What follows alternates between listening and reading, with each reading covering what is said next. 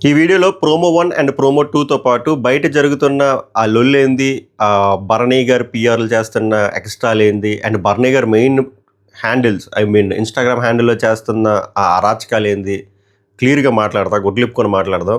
చాలా రాంగ్ ఇది. నేను ఈ విషయం పైన చాలా బలంగా మాట్లాడతా. ఎవరు ఏమనుకున్నా పర్లేదు.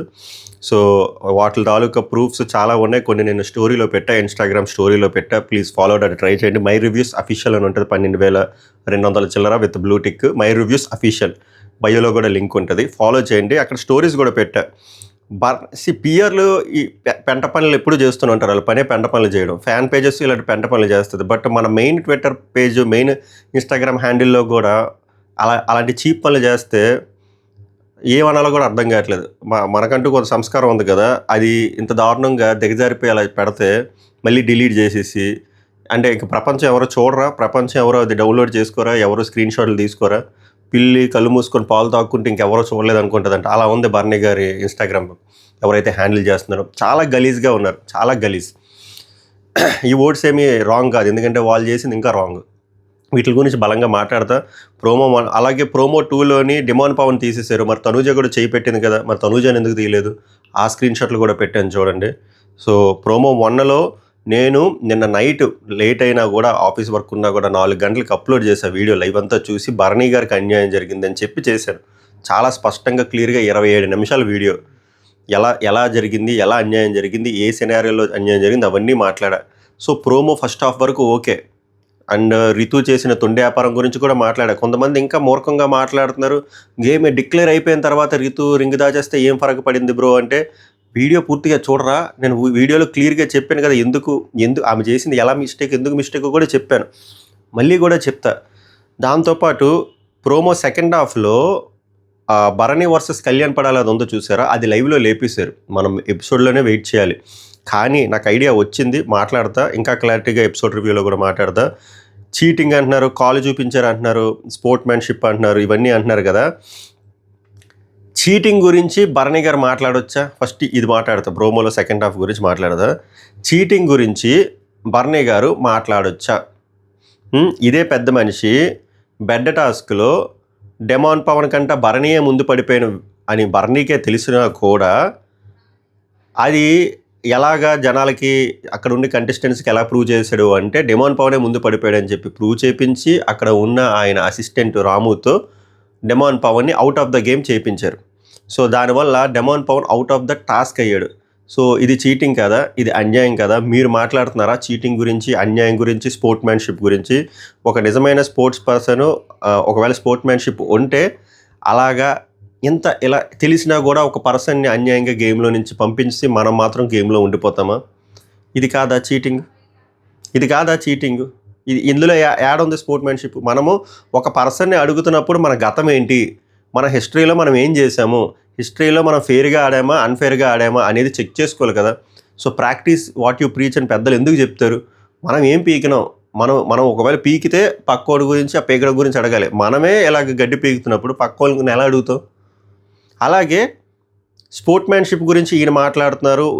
ఏమంటున్నారు కదా! అదే బెడ్ టాస్క్‌లో ఇంకా ఎవరు డీల్స్ ఏమీ లేదు. కాన్వర్జేషన్ అవుతున్నప్పుడు ఎక్కడ ఆయన మీదకి వచ్చేస్తదని చెప్పి సడన్‌గా ఒక ఆడపిల్లని సడన్‌గా పట్టుకొని ఇసిరి పడేశాడు. అదేంటి సార్ భరణి సార్? అది స్పోర్ట్‌మ్యాన్‌షిప్పా? అది చీటింగ్ కాదా? మీరు డీల్ పెట్టుకొని మాట్లాడారు కదా!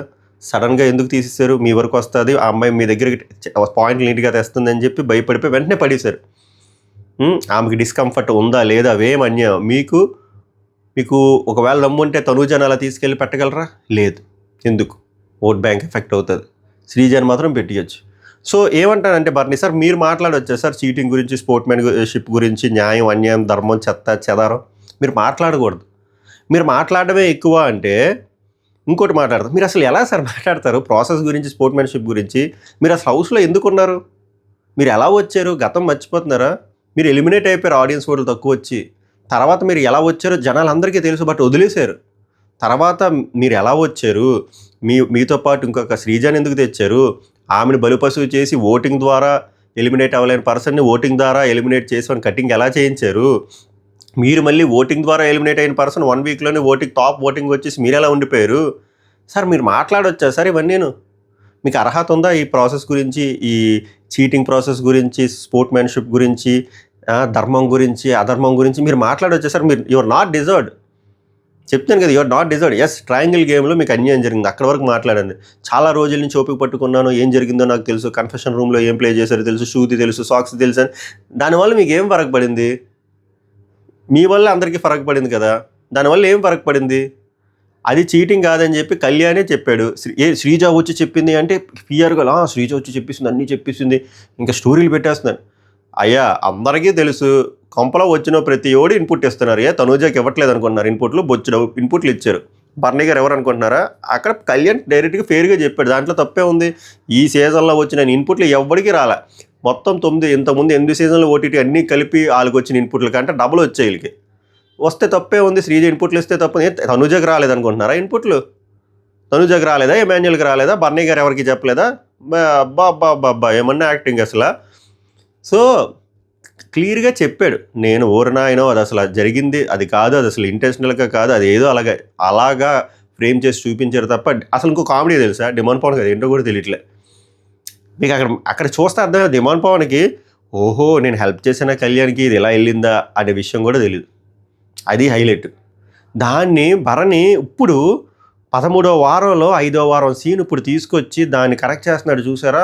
నాకు బబ్బులు వెళ్ళిపోయి ఏంది అసలు సంబంధం దానికి దీనికి? ఏం చీటింగ్ చేశాడు? అది చీటింగ్ కాదని క్లియర్గా స్పష్టంగా కళ్యాణే చెప్పాడు. వాళ్ళిద్దరూ డిస్కస్ చేసుకున్నారు. డిమాండ్ పవన్ కదా అది వ్యాపారమే తెలియదు అసలు. ఓహో నా షూ వల్ల ఎంత జరిగిందని కూడా తెలియదు. దాన్ని మీరు ఏం ఫ్రేమ్ చేద్దామని చెప్పి కన్ఫెషన్ రూమ్ అంటారు, వీడియోలు ప్లే చేశారంటారు. అదే అంటున్నా, మీరు ఎలా మాట్లాడతారు చీటింగ్ గురించి? మీరు ఇన్ని చీటింగ్లు చేసి మీరు ఎంత అధర్మంలో లైన్స్లో మీరు వస్తూ మీరు మాట్లాడవచ్చా సార్? తప్పది. అన్నిటికంటే పెద్ద తప్పు ఏందిరా అంటే మీరు మీ పేజ్లో, ఇన్స్టాగ్రామ్ పేజ్లో ఫ్యాన్ పేజెస్ అలా పోస్ట్ చేయకూడదు అసలు. వేరే వాడి ప్రొఫెషన్ గురించి ఇప్పుడు కళ్యాణ్ ఫ్యాన్స్, కళ్యాణ్ పిఆర్ మీ ప్రొఫెషన్ గురించి మాట్లాడినా కూడా రాంగే. అలాంటిది ఇప్పుడు కళ్యాణ్ మెయిన్ హ్యాండిల్ ఉందనుకోండి, కళ్యాణ్ పడాలది, వాళ్ళు స్టోరీస్లో మీది పెట్టి మీ ప్రొఫెషన్ గురించి వెటకరంగా మాట్లాడడం కానీ, చులకనగా మాట్లాడడం కానీ, మీ ప్రొఫెషన్ తక్కువ చేసి మాట్లాడితే అబ్జల్యూట్లీ రాంగ్. ఎవరికి రైట్ లేదు. వేరే వాళ్ళు ఫ్యాన్ పేజెస్ చేసి రీపోస్ట్ చేసింది కూడా రైట్ లేదు. ఎందుకంటే అది మీ మెయిన్ హ్యాండిల్. దానికంటే ఒక వెయిటేజ్ ఉంటుంది, ఒక ప్రియారిటీ ఉంటుంది, చాలామంది చూస్తారు, అండ్ దానికి అకౌంటబిలిటీ మీది. అలాంటిది మీ పేజ్లో కళ్యాణ్ని ట్రోల్ చేసినవి మీరు ఎలా సార్ పెడతారు? అందులో కూడా ఫేక్ సోల్జర్, ఫేక్ ప్రొఫెషన్ అసలు మనోడు అసలు అందులో చెయ్యలేదు, కావాలని యాక్ట్ చేస్తున్నాను, అమ్మాయి వెనక్కి తిరిగి ఇది అది సంస్కారం ఉంటే అది పెడతారా సార్? అది కరెక్టేనా? అది సమాజానికి మీరు ఏమి చెప్తున్నారు? మీ ఎంత ఏజ్ ఉంది, మీరు లేరు, మీరు ఏం చెప్తారు? కానీ నేను లేని ఎవడో చేస్తున్నారు, ఎవడో చేసినట్టు మీరు చెప్పకుండా చేస్తారా? మీకు తెలియకుండా జరుగుద్దా ముందే స్క్రీన్ ప్లే నడపకుండానే?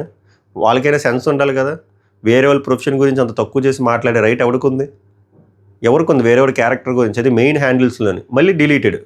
స్క్రీన్ షాట్లు ఉండవా కుర్రోళ్ళ దగ్గర? అందరూ స్క్రీన్ షాట్లు తీసి పెట్టారు. అందుకే నేను thumbnail కూడా పెట్టాను. అది చాలా తప్పు. అది మీరు దిగజారిపోతున్నారు. చాలా తప్పు. ఇప్పుడు కళ్యాణ్ పడాలా చేసినా ఎంతో కొంత మద్దతు ఎలా వస్తుంది తెలుసు? కుర్రోడు తెలియక ఏదో చేశాడు, వాళ్ళు మెయింటైన్ చేసేవాళ్ళు అంటారు. మీది అలా అనరు. ఇక్కడ హౌస్లో ఉన్న వాళ్ళు అందరికన్నా పెద్దోళ్ళు. మీరు మీ మెయిన్ పేజ్లోని, మీ మెయిన్ హ్యాండిల్లోని వేరే వాడి ప్రొఫెషన్ గురించి అంత నీచంగా మాట్లాడితే మీరు ఏమిస్తున్నారు సమాజానికి? అసలే మీరు ఏం చెప్దాం అనుకుంటున్నారు? అండ్ దట్టు మీరు ఇన్ని చీటింగ్లు చేసి, ఇందాక చెప్పిన చీటింగ్లు తప్పది. అది మీకే చాలా డ్యామేజ్ కొడుతుంది. ఇప్పుడు ఈ వారం నామినేషన్స్లో నుంచి, ఎలిమినేషన్స్ నుంచి ఏమైనా నెక్స్ట్ క్యారీ ఫార్వర్డ్ అవుతుంది. అసలు ఎలిమినేషన్ సేవింగ్ గురించి అని కూడా కాదు. అది కరెక్ట్ బిహేవియర్ కాదు, అది కరెక్ట్ మెసేజ్ కాదు. సో ఎవరైతే ఇలా చేశారో ఒకవేళ ఈ వీడియో వాళ్ళ వరకు వెళ్తే చెప్తున్నా, దయచేసి ఇలా నిబ్బా పనులు, ఇలా సంస్కారం లేని పనులు చేయకండి. చేసి మీరు దిగజారిపోవద్దు, హౌస్లో ఉన్న ఆయన్ని దిగజారిపోయేలా చేయొద్దు. అంతకుమించి ఏమీ లేదు. నాకు చెప్పాలనిపించేది చెప్పాను. ఎవరి ప్రొఫెషన్ గురించి తక్కువ మాట్లాడినా కూడా నేను చెప్తాను. అది. సో ప్రోమో 1లో ఫస్ట్ హాఫ్ నేను ఆల్రెడీ వీడియో చేశాను, చూడండి. ఒక 38,000-39,000 చూసారు మిడ్ నైట్ టాక్స్లో. ఎపిసోడ్లో ఒకలా కట్ చేశారు, లైవ్లో ఒకలా కట్ చేశారు. లైవ్లో ఏమైందిరా అంటే యాక్చువల్ ట్రయాంగిల్ దొరికింది. సో యాక్చువల్ ట్రయాంగిల్ దొరికినప్పుడు టాపిక్ ఈజ్ ఓవర్. అప్పుడు సంజన గారు ఇగోకి తీసుకొని అయినా కూడా రితుకి ఇచ్చేశారు. అక్కడ మీనింగ్ ఏంటి? కావాలని యాక్చువల్ ట్రయాంగిల్స్ ఇచ్చారు, కొంచెము ట్రయాంగిల్కి దగ్గరలో ఉన్నవి కూడా ఇచ్చారు. దాని మీనింగ్ ఏంటంటే యాక్చువల్ ట్రయాంగిల్స్ అది సెట్ చేయాలని. ఇంతకు మించి నేను డీటెయిల్గా ఇంకా ఎక్స్ప్లెయిన్ చేసి ఇక్కడ ల్యాగ్ అవుతుంది. సో అయినా కూడా సంజన గారు రితుకి ఇవ్వడం, ఎవరికైనా బర్స్ట్ అవుట్ అవుతారు. భరణి చాలా బాగా స్టౌట్ అయ్యాడు. ఏంది ఎర్రలాగా చిన్న చిన్న ఎర్రర్లు అందుకే ఇచ్చారండి, ప్రతి దాంట్లో ఎర్రర్స్ ఉన్నాయి, ఇక్కడ 3 ట్రయాంగిల్ కరెక్ట్గా ఉన్నాయి కదా, సో దాన్ని బట్టి రాంగ్ కదా అంటే మరి ఇదేమంటారో చెప్పండి, ఇదేమంటారో చెప్పండి అని చెప్పి ఆమె అక్కడే ఉండిపోయారు తప్ప గేమ్ని అర్థం చేసుకోవడానికి ట్రై చేయట్లేదు. ఆరు అర్థమైనా కూడా ఈగోకి వెళ్ళినట్టున్నారు.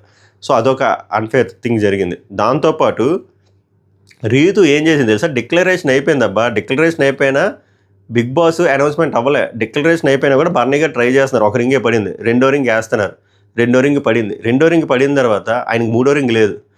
ఆ విషయము ఎందుకంటే ఆ టైంకి రీతు దాచేసింది. ఎందుకు దాచేసిందంటే దాని ముందు ఆర్గ్యుమెంట్ జరిగింది ఆ ట్రయాంగిల్ గురించి. సో ఇది ఏదో తేడాగా వెళ్ళినట్టు ఉందని చెప్పి దాచేసింది. అది తప్పది, అది తొండి. తర్వాత సంజన గారు కూడా ఈ విషయం చూశారు.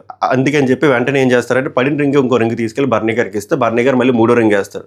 అప్పుడు 3 రింగులు అయిపోతాయి. ఒకవేళ ఈమె చేసింది ఇంటెన్షనల్గా చేయలేదు అన్నప్పుడు ఏం వచ్చి ఏవాదిస్తే తెలుసా, బర్నీ గారు మీరు 2 రింగులే కదా పడ్డాయి, మూడో రింగ్ ఏది అని చెప్పి ఎందుకు ఆ యాక్టింగ్ ఫరక్ పడదు బ్రో, అంత డిక్లరేషన్ అయిపోయింది, అంతా అయిపోయిన తర్వాత అలా చేసిందంటే ఎందుకు వచ్చి ఈ యాక్టింగ్ చేసింది మహా అన్నట్టు యాక్టింగ్. 2 రింగులే ఉన్నాయి, 3 రింగులు ఎందుకని, ఎందుకు ఒక రింగు నువ్వు షర్ట్ లోపల పెట్టుకున్నావు కదా, నీకు తెలుసు కదా, నువ్వు లోపల దాచుకుని వెళ్ళా మనిషిని అడగడం ఏంటి, నువ్వు ఏదో ఎవరి పని చేద్దామని అక్కడ. Very worst behaviour from Ritu. So అక్కడ 100% అన్ఫేర్ జరిగింది బర్నీకి, రింగుల విషయంలో కానీ ట్రయాంగిల్ విషయంలో కానీ. సో సంజన గారు ఫెయిల్ అయ్యారు. అది ఎవరు ఒప్పుకున్నా ఒప్పుకోపోయినా అదే నిజం, ఒప్పుకోవడానికి కష్టపడుతున్నారు కానీ అది నిజం, నిజాలు నమ్మాలి. సో ఆ గేమ్ చేంజింగ్ మూమెంట్ ఎవరు తెచ్చారా అంటే తనూజ ఆప్ట్యూజ్ యాంగిల్ ఈక్వలేటర్ ట్రయాంగిల్కి కన్ఫ్యూజ్ అయినా కూడా ఆమె పాయింట్ తేడం వల్లే కదా పక్కన ట్రయాంగిల్ షేప్ బాగాలేదని చెప్పి పాయింట్ వచ్చింది, దానివల్లే కదా ఇంత డిస్కషన్ వచ్చింది, దానివల్లే కదా ఇన్ని నిజాలు తెలిసాయి. So we have to appreciate Tanuja also. So ఓవరాల్గా జరిగింది అది. ఒక్కసారి ఓపుకుంటే మిడ్ నైట్ టాక్స్ చూడండి, చాలా క్లియర్గా ప్రతి పాయింట్ అట్టుపంత ఒక తీసి నోట్లో పెట్టినట్టు చెప్పారు. ప్రోమోటు టాస్క్ యుద్ధ భూమిలో యోధులు వచ్చారు కదా, ఈ టాస్క్లో బొచ్చులు గొడవలు అవుతాయి. నాకు రితుని చూస్తే అమర్ కజిన్ సిస్టర్లా అనిపించింది. డ్రామా చేయొచ్చు, మెలో డ్రామా చేసేస్తుందామా, అంత మెలో డ్రామా అస్సలు అవసరం లేదు. ఎందుకంటే ఎండ్ ఆఫ్ ద డే అక్కడ ఒకటి బ్లాకే మిగులుతుంది, ఎవరికి నచ్చిన వాళ్ళకి వాళ్ళు కొడతారు. మీరు ముందు రోజు రాత్రే బర్నీ గారికి కసక్కని పొడిసేసిన తర్వాత బర్నీ గారు మీకు ఎందుకు సేవ్ చేస్తారు.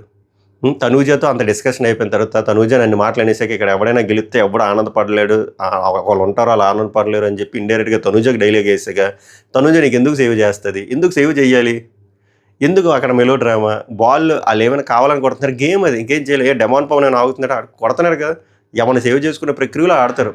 బట్ ఇక్కడ డ్రామా కాకుండా మెలో డ్రామా చేసి నాకు ఎవరూ లేరు ఇంకా నువ్వు మాత్రం ఏం చేస్తావు, నా వల్ల కాదు. This is not my cup of tea.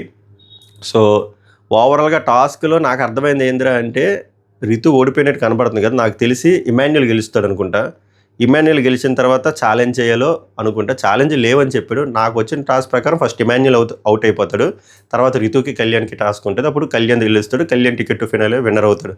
కానీ ఈ టాస్క్లో చూస్తుంటే ఇమాన్యుయల్ గెలుస్తాడు అనుకుంటా. ఇమాన్యుయల్ కళ్యాణ్ కలిసే ఆడుతున్నారు కాబట్టి లాస్ట్ వరకు ఉందని చెప్పి ఇమాన్యుయల్ రితుని చూస్ చేసుకుని ఇమాన్యుయల్ ఓడిపోతాడు అనుకుంటా. అప్పుడు రీతు కళ్యాణ్ ఆడతారు, అప్పుడు కళ్యాణ్ గెలిచి టికెట్ టు ఫైనలిస్ట్ అవుతారు. అవన్నీ మనం చూద్దాం, లైవ్ చూసాక కూడా మళ్ళీ స్పెసిఫిక్గా మాట్లాడదాం, మళ్ళీ నెక్స్ట్ ప్రోమోలు మాట్లాడదాం, ఓటింగ్ అనాలిసిస్. ఈరోజు చాలా వీడియోలు వస్తాయి. సో బెల్ ఐకాన్ క్లిక్ చేసి ఉంచండి. సబ్స్క్రైబ్ చేయకపోతే వర్త్ టు సబ్స్క్రైబ్. ఇప్పుడు వరకు లైక్ చేయకపోతే నేను చెప్పిన పాయింట్స్ మీకు ఎక్కడ నచ్చితే అక్కడ లైక్ చేయండి, సబ్స్క్రైబ్ చేయండి, షేర్ చేయండి. మళ్ళీ నెక్స్ట్ వీడియో కలుద్దాం. సభకు నమస్కారం, ధన్యవాదాలు.